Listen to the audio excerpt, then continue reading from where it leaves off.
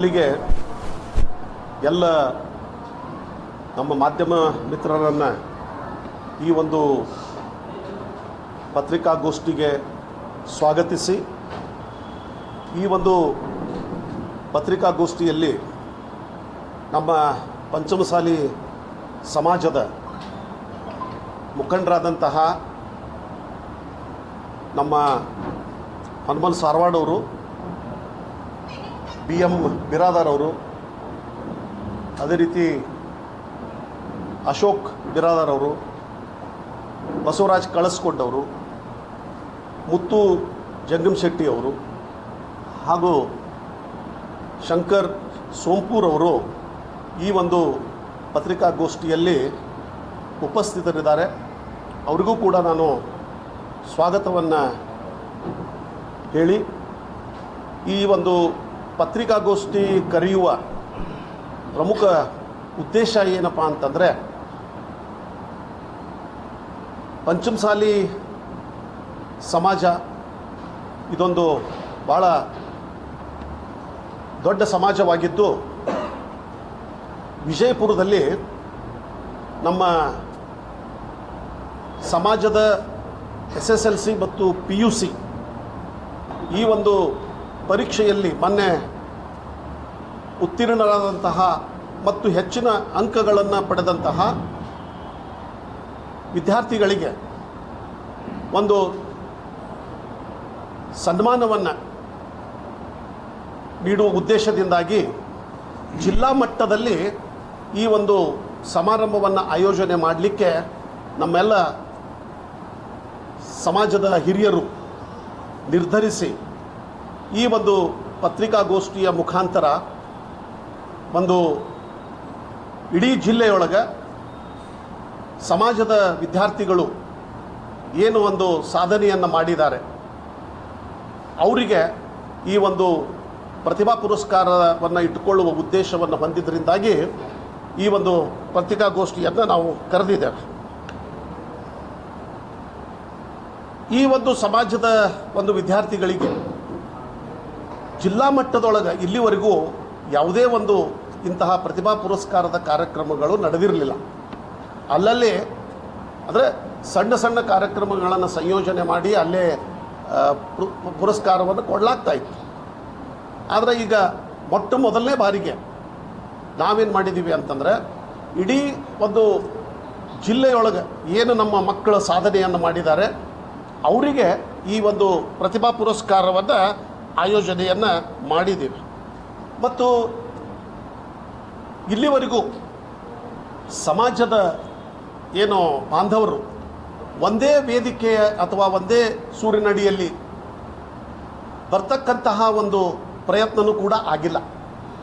ಅದಕ್ಕೆ ಈ ಕಾರ್ಯಕ್ರಮದ ಅಡಿಯೊಳಗೆ ಸುಮಾರು 4 ರಿಂದ 5 ಸಾವಿರ ಸಮಾಜದ ಬಾಂಧವರನ್ನು ಅವರಿಗೆ ಆಹ್ವಾನಿಸಿ ಅಂತಹ ಒಂದು ದೊಡ್ಡ ಒಂದು ಸಭೆಯಲ್ಲಿ ಮಕ್ಕಳಿಗೆ ಗುರುತಿಸ್ತಕ್ಕಂತಹ ಕೆಲಸವನ್ನು ನಾವು ಮಾಡ್ತಾ ಇದ್ದೀವಿ.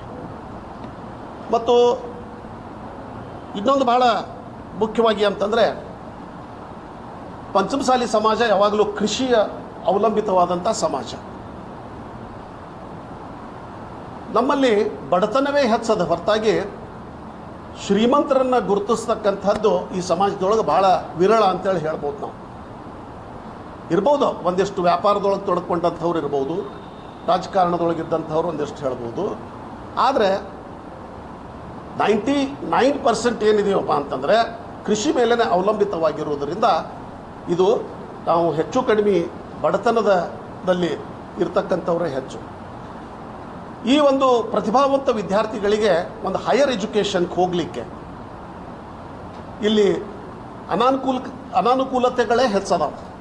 ಅದಕ್ಕೆ ಈ ಒಂದು ನಮ್ಮ ಒಂದು ಕಿತ್ತೂರಾಣಿ ಚೆನ್ನಮ್ಮ ವಿಜಯೋತ್ಸವ ಪಂಚಮಸಾಲಿ ಸಂಘದ ವತಿಯಿಂದ ಪ್ರತಿ ವರ್ಷವೂ ಮಕ್ಕಳಲ್ಲಿ ಒಂದು ಸ್ಫೂರ್ತಿಯನ್ನು ತುಂಬಬೇಕು ಮತ್ತು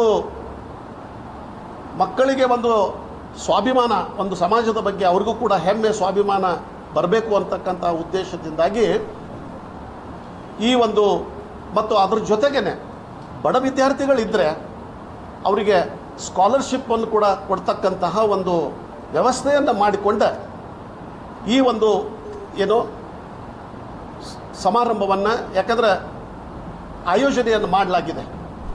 ಯಾಕಂದರೆ ಇಲ್ಲಿವರೆಗೂ ಎಲ್ಲ ಬೇರೆ ಬೇರೆ ಸಮಾಜದವರು ತಮ್ಮ ಮಕ್ಕಳನ್ನು ಗುರುತಿಸಿ ಅವರಿಗೆ ಸನ್ಮಾನಿಸ್ತಕ್ಕಂಥದ್ದನ್ನು ಕೂಡ ನಾವು ನೋಡಿದ್ದೀವಿ. ನಮ್ಮಲ್ಲಿ ಇದು ಆಗದೇ ಇರುವುದರಿಂದ ಈ ಒಂದು ಕಾರ್ಯಕ್ರಮವನ್ನು ನಾವು ಹಾಕ್ಕೊಂಡಿದ್ದೀವಿ. ಮತ್ತು ಹೋದ ಡಿಸೆಂಬರ್ನಲ್ಲಿಯೂ ಕೂಡ ಒಂದು ಮೊದಲನೇ ಬಾರಿಗೆ ಕಿತ್ತೂರು ರಾಣಿ ಚೆನ್ನಮ್ಮಳ ವಿಜಯೋತ್ಸವ ಆಚರಣೆ ಇದನ್ನು ಸರ್ಕಾರದ ವತಿಯಿಂದ ಮಾಡಿದಾಗ ಭಾಳ ನಿರಸ ಪ್ರತಿಕ್ರಿಯೆ ನಮ್ಮ ಸಮಾಜದವ್ರದ್ದು ಇರ್ತಿತ್ತು.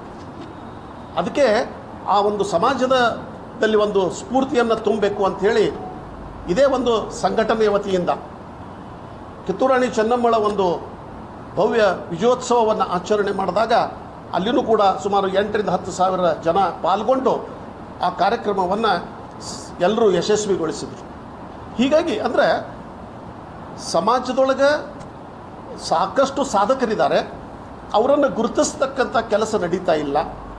ಅದರ ಸಲುವಾಗಿ ಇವತ್ತು ಈ ಒಂದು ಏನು ಅವರಿಗೆ ಗೌರವವನ್ನು, ಅವರ ಸಾಧನೆಗೆ ಒಂದು ಗೌರವವನ್ನು ಸಮರ್ಪಣೆ ಮಾಡಬೇಕಂತ ಹೇಳಿ ಇದನ್ನು ಆಯೋಜನೆ ಮಾಡಿದ್ದೀವಿ. ಮತ್ತು ಇಲ್ಲಿವರೆಗೂ ನಾವು ಮುಖ್ಯವಾಗಿ ಅಂತಂದರೆ SSLCಯಲ್ಲಿ 90%ಗಿಂತಲೂ ಹೆಚ್ಚು ಅಂಕಗಳನ್ನು ಪಡೆದಂತಹ ಮಕ್ಕಳು ಈ ಒಂದು ತಮ್ಮ ಅದ್ರ ಎಲ್ಲನೂ ಹೇಳಿಬಿಡ್ತೀನಿ ಮೊದಲಿಗೆ. ಆಮೇಲೆ PUCಯಲ್ಲಿ ಕೂಡ 90% ಆ್ಯಂಡ್ ಅಬೋವ್, ಅದು ಆರ್ಟ್ಸ್ ಆಗಿರ್ಬೋದು, ಕಾಮರ್ಸ್ ಆಗಿರ್ಬೋದು, ಅಥವಾ ಸೈನ್ಸ್ ಆಗಿರ್ಬೋದು. ಇಲ್ಲಿ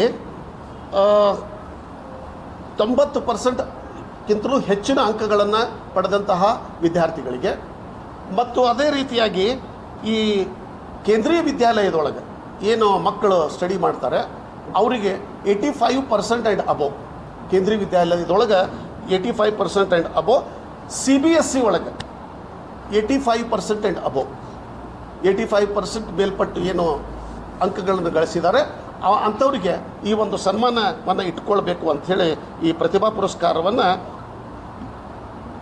ಜಿಲ್ಲಾ ಮಟ್ಟದೊಳಗೆ ಆಯೋಜನೆ ಮಾಡಲಿಕ್ಕೆ ನಾವು ನಿರ್ಧರಿಸಿದ್ದೇವೆ. ಸೊ ಹೀಗಾಗಿ ಇಲ್ಲೇನದ ಅಂತಂದರೆ ಇದ್ರ ಜೊತೆಗೆ ಇಲ್ಲೊಂದು ನಾವು ಮೊದಲಿನ ಒಂದು ಪತ್ರಿಕಾಗೋಷ್ಠಿಯನ್ನು ಮಾಡಿ ಪ್ರತಿ ತಾಲೂಕಿನೊಳಗೆ ಅಲ್ಲಿನೂ ಕೂಡ ಹೋಗಿ ಸಂಪರ್ಕವನ್ನು ಮಾಡಿ ಅಲ್ಲಿ ಒಬ್ಬೊಬ್ಬರಿಗೆ ಜವಾಬ್ದಾರಿಯನ್ನು ಕೊಟ್ಟು ಅಲ್ಲಿನೂ ಕೂಡ ಪತ್ರಿಕಾಗೋಷ್ಠಿಯನ್ನು ಮಾಡಿ ಆ ರೀತಿ ಒಂದು ಮೊದಲನೇ ಒಂದು ಕಾರ್ಯಕ್ರಮ ಇದು ದೊಡ್ಡ ಮಟ್ಟದಲ್ಲಿ ಆಗಿರುವುದರಿಂದ ಆಯೋಜನೆ ಮಾಡತಕ್ಕಂತಹ ಒಂದು ಯೋಜನೆಯನ್ನು ಕೂಡ ನಾವು ಹಾಕ್ಕೊಂಡಿದ್ದೀವಿ. ಹೀಗಾಗಿ ಈ ಒಂದು ಏನು ಯಾರು ಈಗಾಗಲೇ ನಾವು ಪ್ರಕಟಿಸಿದಂತಹ ಅಂಕಗಳ ಮೇಲ್ಪಟ್ಟು ಸ್ಕೋರ್ ಮಾಡಿದ್ದಾರೆ ಅಂಥವರು ವ್ಯಾಟ್ಸಾಪ್ ಮೂಲಕ ನಮ್ಮ ಈ ಒಂದು ಸಂಯೋಜಕರ ವ್ಯಾಟ್ಸಾಪ್ಗೆ ಕಳಿಸ್ಬೋದು, ಅಥವಾ ಆಯಾ ತಾಲೂಕಿನೊಳಗೆ ಯಾರಿಗೆ ನಾವು ಜವಾಬ್ದಾರಿಯನ್ನು ಕೊಡ್ತೀವಿ ಅಲ್ಲಿನೂ ಕೂಡ ಅದನ್ನು ತಮ್ಮ ಮಾರ್ಕ್ಸ್ ಕಾರ್ಡ್ಗಳನ್ನು ಅಥವಾ ತಮ್ಮ ಅಡ್ರೆಸ್ ಆಗಲಿ ಬಯೋಡೇಟಾ ಸಲ್ಲಿಸಬಹುದು. ಸೊ ಅದರಲ್ಲಿ ವಿಶೇಷವಾಗಿ ಅಂತಂದರೆ 3 ನಂಬರನ್ನು ನಾನು ಇಲ್ಲೇ ಹೇಳಬೇಕಂತ ಬಯಸ್ತೀನಿ. 9448272048 ಒಂದು, 9448570878 ಅಂಥೇಳಿ ಅದು ನಮ್ಮ ಹೊನ್ಮಲ್ ಅವ್ರದ್ದು, ಸಾರವಾಡ ಅವ್ರದ್ದು. ಆಮೇಲೆ 8296620386 ನಮ್ಮ BM ಬಿರಾದಾರ್ ಅವ್ರದ್ದು. ಸೊ ಈ ನಂಬರ್ಗೆ ತಾವು ಈ ಒಂದು ಅಂಕಗಳನ್ನು ಅಥವಾ ಮಾರ್ಕ್ಸ್ ಕಾರ್ಡ್ಗಳನ್ನು ಕಳಿಸ್ಬೋದು.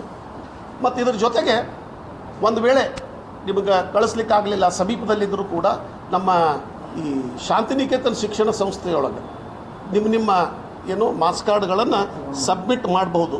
ಮತ್ತು ಇದ್ರ ಜೊತೆಗೆ ನಮ್ಮ ಅಶೋಕ್ ಅವರ ನಂಬರ್ 9900628834 ಅವರ ಒಂದು ನಂಬರ್ಗೂ ಕೂಡ ನಮ್ಮ ಈ ಒಂದು ನಿಮ್ಮ ಸಾಧನೆಯ ಅಂಕಪಟ್ಟಿಯನ್ನು ಕಳಿಸ್ಬೋದು ಅಂತೇಳಿ ಹೇಳ್ಬೋದು.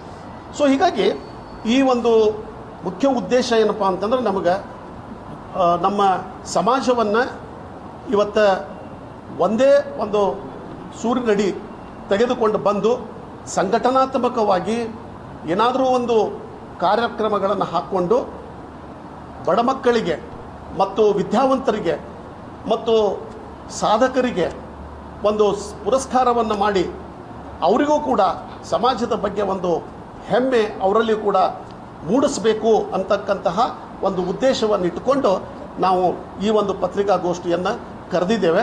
ಸೊ ಹೀಗಾಗಿ ಈ ಒಂದು ಕಾರ್ಯಕ್ರಮವನ್ನು ಯಶಸ್ವಿಗೊಳಿಸಬೇಕಾದ್ರೆ ಸಮಾಜ ಬಾಂಧವರ ಎಲ್ಲರಲ್ಲಿಯೂ ಕೂಡ ನಾವು ಅವರು ಸಹಕಾರವನ್ನು ಕೊಡಬೇಕು ಅಂತ ಹೇಳಿ ನಾನು ವಿನಂತಿಸಿಕೊಂಡು ಈ ನನ್ನ 2 ಮಾತುಗಳನ್ನು ಮುಗಿಸ್ತೀನಿ. ಈಗ ನಮ್ಮ ಈ ಕಾರ್ಯಕ್ರಮವನ್ನು 24 ಮೇ 24, 2026 ಅಂದರೆ ಸಂಡೇ ಬರ್ತದೆ. ಅದನ್ನು ನಾವು ಅಲ್ಲಿ ವಿಶೇಷವಾಗಿ ನಮ್ಮ ಕಿತ್ತೂರು ರಾಣಿ ಚೆನ್ನಮ್ಮ ಒಂದು ಇದರಲ್ಲಿ ಮಾಡಬೇಕಂತ ಹೇಳಿ ನಾವು ವಿಚಾರ ಮಾಡಿದ್ದೀವಿ. ಸೊ ಹೀಗಾಗಿ 24ನೇ ತಾರೀಕಿನ ಒಳಗಡೆ ಎಲ್ಲರೂ 15ನೇ ತಾರೀಕಿನ ಒಳಗಡೆ ನಿಮ್ಮ ಎಲ್ಲ ಏನೋ ಸಾಧಕರು ತಮ್ಮ ಮಾರ್ಕ್ಸ್ ಕಾರ್ಡ್ಗಳನ್ನು ಕಳಿಸ್ಕೊಡ್ಬೇಕು ಅಂಥೇಳಿ ನಾವು ವಿನಂತಿಸ್ಕೊಡ್ತೀವಿ.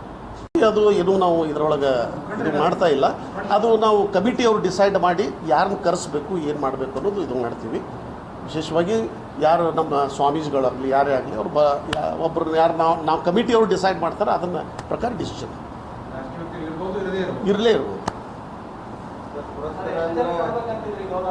ಏನ್ರಿ ಒಂದು 4,000 ರಿಂದ 5,000 ಜನದ ಸೇರಿಸಿ ಈ ಕಾರ್ಯಕ್ರಮ ಮಾಡಬೇಕು. ಅದು ಇದು ಟೈಮ್ ಇದೆ. ಅದು 400 ರಿಂದ 500 ವಿದ್ಯಾರ್ಥಿಗಳಿಗೆ ಕೊಡಬೇಕಂತ ಇತ್ತು. 400 ರಿಂದ 500 ವಿದ್ಯಾರ್ಥಿಗಳು ಅದಕ್ಕೂ ಹೆಚ್ಚು ಬಂದ್ರೂ ಆಗ್ಬೋದಲ್ಲ ಕೊಡಬೇಕಂತ. ಈಗ ಪರ್ಸೆಂಟ್ 90ರಿಂದ ಮಾಡ್ತೀವಲ್ಲ. ನಮ್ಮ ಈಗ ಪದ್ಮಲ್ ಅವರು 1-2 ಮಾತು.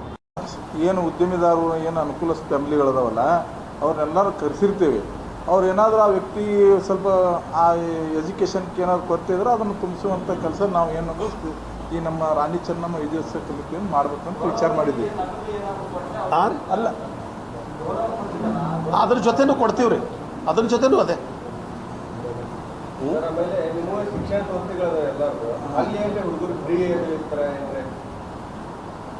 ಈಗ ಅದನ್ನು ನಾವು ಕೆಲವೊಂದು ಶಿಕ್ಷಣ ಸಂಸ್ಥೆಗಳಲ್ಲಿಯೂ ಕೂಡ ಇರ್ರೆಸ್ಪೆಕ್ಟಿವ್ ಆಫ್ ಎನಿ ಕಾಸ್ಟ್ ಬಡ ವಿದ್ಯಾರ್ಥಿಗಳಿದ್ರೆ ಅದನ್ನು ಮಾಡ್ತಕ್ಕಂಥ ಕೆಲಸ ಈ ಸಪೋಸ್ ನಮ್ಮಲ್ಲಿ ಕೂಡ ನಾವು ಮಾಡ್ತಾ ಇದ್ದೀವಿ. ಹಾಗೆಯೇ ನಮ್ಮ ಸಮಾಜದವರು ಇದ್ದರೂ ಕೂಡ ಅದಕ್ಕೆ ಆ ಪ್ರೊವಿಷನ್ ಕೊಡ್ತೀವಿ ಅಂತ ಹೇಳಿ. ಇದು ಒಂದು ಸಂಸ್ಥೆಯಿಂದ ಅಂತ ಏನಿಲ್ಲ ಸರ್. ಇದು ಸಮಾಜ ಎಲ್ಲ ಸಂಸ್ಥೆಗಳು ತೆಗೆದವ್ರು ನಾವೆಲ್ಲ ಇದು ಮಾಡ್ಕೋತ ಹೋಗಿ ಅಂದ್ರೆ ಸ್ವಲ್ಪ ಇದು ಆಗ್ತದೆ.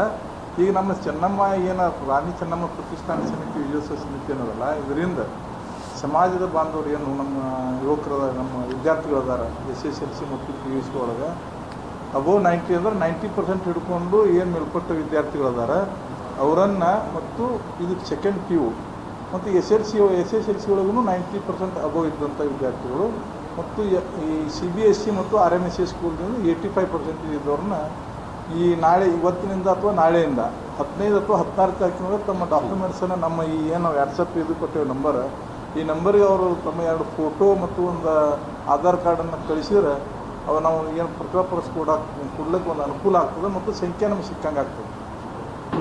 ಆ ಉದ್ದೇಶದಿಂದ ಏನಪ್ಪ ಅಂತಂದ್ರೆ ನಾವೆಲ್ಲ ಇವತ್ತು ಪತ್ರಿಕಾಗೋಷ್ಠಿಯನ್ನು ಕರೆದ ಉದ್ದೇಶ ಅದೇ.